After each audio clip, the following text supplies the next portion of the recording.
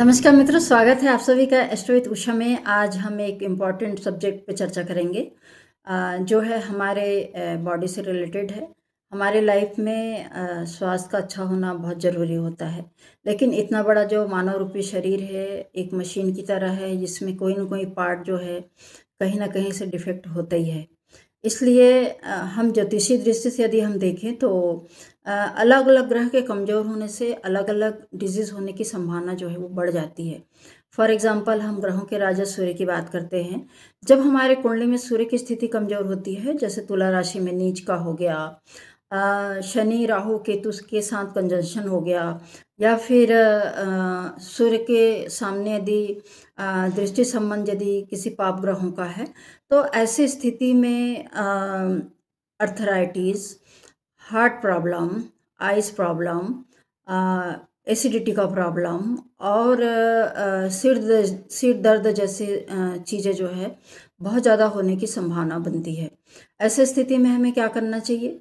देखिए, ज्योतिष जो है एक मार्गदर्शक है। ज्योतिष कोई किसी का किस्मत नहीं बदल सकता है, लेकिन एक मार्गदर्शन कर सकता है। जब हम डॉक्टर के पास जाते हैं तो डॉक्टर हर संभव प्रयास करते हैं कि हम मरीज की जान बचाएं। डॉक्टर के हाथ में ये नहीं रहता है कि कोई व्यक्ति मर रहा है उसको ईश्वर के विरुद्ध हम उसकी लाइफ को बचा पाए। जब तक जितना जो चीज़ होना है वो पहले से फिक्स है। तो इस प्रकार से मेरा कहने का मतलब ये है कि जिस ग्रह से संबंधित हमको प्रॉब्लम हो रहा है उससे रिलेटेड हम रेमेडी करते हैं तो उसको बहुत हद तक हम कंट्रोल कर सकते हैं। तो सूर्य की रोशनी का संबंध जो है वो सूर्य सा है।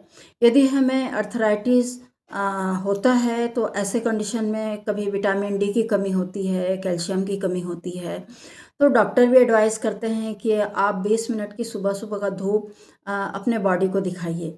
इससे क्या होता है, जब विटामिन डी हमारे बॉडी में अच्छे से होता है तो वो हमारे कैल्शियम को एब्जॉर्ब करता है।